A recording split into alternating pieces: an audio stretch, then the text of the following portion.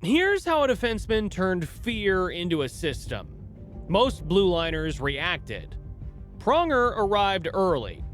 Forwards came in, few came out clean. They didn't call him dirty. They didn't call him reckless. They called him the most feared man in the league, and the NHL kept letting it happen. Dryden, Ontario, a mill town in the middle of nowhere, closer to Winnipeg than to Toronto. That's where Chris Pronger came from.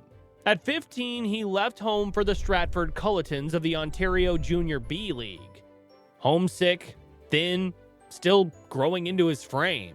The kid who would later terrify grown men spent his first season adjusting to being away from his mother's cooking. Then the growth spurt arrived, and everything changed. By the time he reported to the Peterborough Petes of the Ontario Hockey League, Pronger was a different creature. Taller than most of the coaches, longer reach than any forward he faced. In 1992-93, his final junior season, he won the Max Kaminsky Trophy as the OHL's best defenseman. Then the Canadian Hockey League named him the best defenseman in the entire country. Then he won gold at the World Juniors with Canada. Scouts were already circling, but one man wanted him more than anyone else. Brian Burke, the general manager of the Hartford Whalers, wanted Pronger badly enough to give up a haul for him. On draft day, June 26, 1993, Burke shipped Sergei Makarov and Hartford's first, second, and third round picks, which became the 6th, 45th, and 58th selections, to the San Jose Sharks. In return, he got the second pick overall.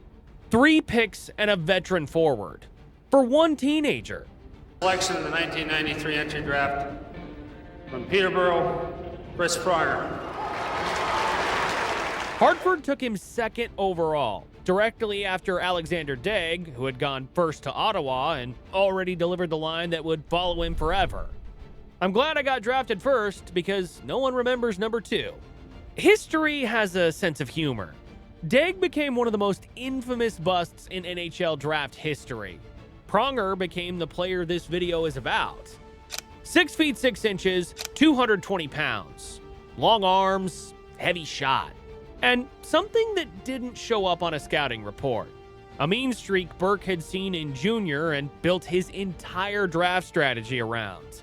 But plenty of 6'6" defensemen existed in the NHL. Most were fine players. None of them became Pronger. So what was the difference? Stop. Before we get into what he did on the ice, we need to talk about something that happened before the puck even dropped. Eye contact. Pronger understood something most players never figured out. The fight starts in the tunnel.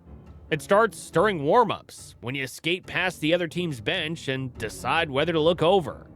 It starts when the anthem is playing. By the time the opening faceoff happened, Pronger had already spent 20 minutes inside the other team's head. He wasn't louder than his opponents. He was quieter. That was worse. That was the psychological layer. Then came the physical one. Pronger's stick work was a career in itself.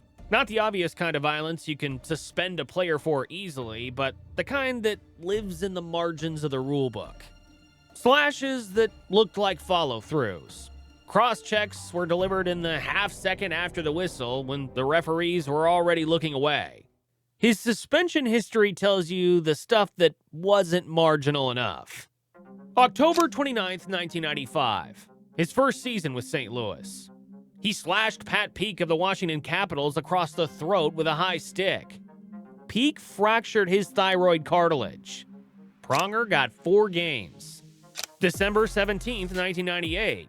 He slashed Jeremy Roenick of the Phoenix Coyotes in the head with his stick. The NHL said he was attempting to injure in an extremely reckless manner. Another 4 games. October 2000. Leaving the bench to instigate a fight with Kelly Buchberger of the Los Angeles Kings. 1 game. April 2002. Cross-check on Brendan Morrow of the Dallas Stars. 2 games. March 2004. Kicking Ville Nieminen of the Calgary Flames. 1 game. And this was just the stuff he got caught for. Everything below the suspension line, the daily stick work in the scrums, the cross-check to the kidneys in front of the net, never shows up on any documents. This is where most breakdowns of Pronger miss the point. Physical defensemen are a dime a dozen. What made him different was how he used his intelligence to set his physicality up. Most defensemen react. Pronger did the opposite. He'd deliberately leave a lane open, not because he couldn't cover it, but because he wanted the forward to commit. The moment the forward took the bait, Pronger was already closing. The forward had chosen his own route into a collision. He was 3 moves ahead, and the opponent didn't know there was a board. Paul Holmgren, the Philadelphia Flyers GM who had him at the end, put it this way. Pronger had an innate ability to control the pace of a game because of his size and his hockey sense. The sense is what made the size usable. All 3 layers ran together. The warm-up intimidation, the stick work, the predatory reads, and they worked. Which raises a question. If he was this dominant, how did the best forwards in the world actually try to solve him? And why did the league eventually legislate the whole style away? They tried everything. Forwards started shooting from further out rather than carrying the puck into his gap. Other teams switched to dump and chase, fire the puck behind him, and race to recover. Coaches built line matching strategies to put their checking line on the ice whenever Pronger was out so their scoring line could attack the other pairing. None of these adjustments flattered the forwards. They were tactical concessions, admissions that the normal game didn't work against him. An anonymous Western Conference general manager told the Hockey News in April 2008 what the inside of the league really thought. I would say he's the dirtiest top player in the league. He has no problem going over the line. Colin Campbell, the NHL's chief disciplinarian at the time, was asked directly whether Pronger was a detriment to the game. His answer? You do if you're his opponent. And Pronger's numbers backed the fear up. In 1999-2000 with St. Louis, he won both the Hart Trophy as league MVP and Norris as the league's best defenseman, the first defenseman to win MVP since Bobby Orr in 1972. 14 goals, 62 points, a plus 52 rating that led the NHL. He beat Jaromir Jagr for the Hart by exactly 1 point. But the season that burned him into hockey memory came later, with a team nobody picked. August 2nd, 2005. Pronger was traded to the Edmonton Oilers for Eric Brewer, Jeff Wojcicka, and Doug Lynch, and signed a 5-year, $31.25 million contract. The Oilers slipped into the playoffs that spring as the 8th seed in the West. Nobody gave them a chance. Then, Pronger went to work. Over 24 playoff games, he put up 21 points, 5 goals, 16 assists, both team highs. His plus 10 rating led the team. He was logging nearly half the game every game for over 2 months. In Game 1 of the Stanley Cup Finals against the Carolina Hurricanes, he became the first player in NHL history to score on a penalty shot in a Cup Final game. Edmonton pushed the series to 7 games. On June 19, 2006, in Raleigh, they lost 3-1. Game 7, no cup. 4 days later, Pronger requested a trade out of Edmonton. That was the peak, not the shadow. March 12, 2008. By now, Pronger was with the Anaheim Ducks, the defending champions. A game against the Vancouver Canucks. Behind Anaheim's blue line, he got tangled up with Ryan Kesler. Kessler went down. Pronger's right leg was trapped between Kessler's legs. He looked down, lifted his skate, and stomped hard on Kessler's calf. The first league review didn't have clear footage. Pronger walked. Then a new angle surfaced the next day.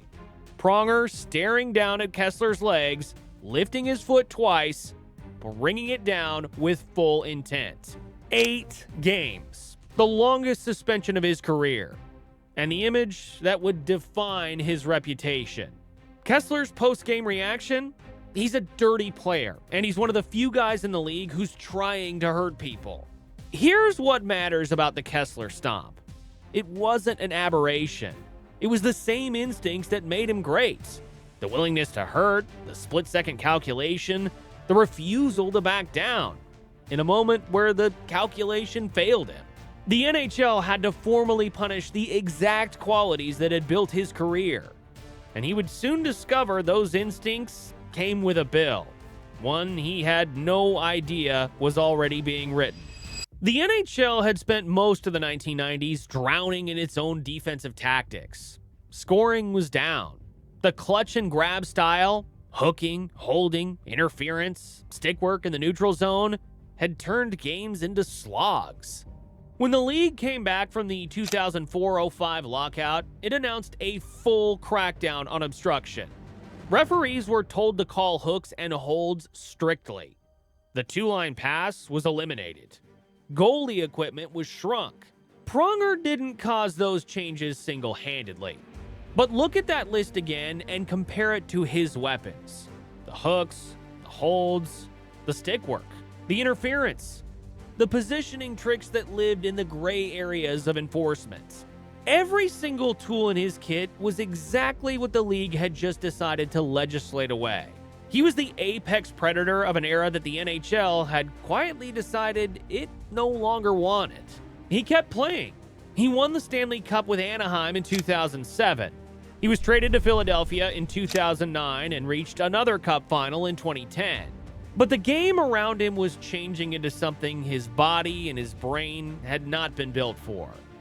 Then the bill came due. October 24th, 2011. Pronger was 37 years old. He took a stick to the right eye during a game. He temporarily lost vision. He played through it. November 17th, 2011. A game against the Phoenix Coyotes. A clean legal check from Martin Hansel, a center who, like Pronger, stood 6 feet 6 inches tall.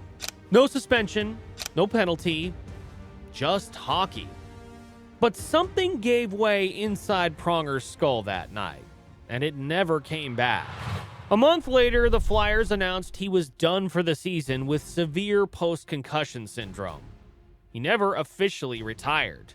His contract made that financially complicated, but he never played another NHL game. He lost about 45% of his peripheral vision. In his own words afterward, "I had 30-year-old eyes. I got hit, and the doctor told me I had 60-year-old eyes. That used to be what I was known for, knowing where everybody was." That last sentence is the entire tragedy. The read, the baiting of routes, the sense of knowing where a forward would be before he did. Gone. Sports Illustrated ran a story on him in April 2013. One scene tells you everything. Pronger was sitting in a darkened room at his house in suburban St. Louis. His 9-year-old son Jack walked up quietly on his right side, the damaged side, the blind spot, and reached around to hug him. Pronger couldn't see him coming. His words, "I snapped because I was frightened." The man who spent 18 seasons making the best forwards in hockey afraid to skate near him, frightened by his own child walking into a room. Every time you watch a modern NHL game and a forward skates through the neutral zone untouched, no hooks, no holds, no cross-check in the back, that's the post-Pronger game.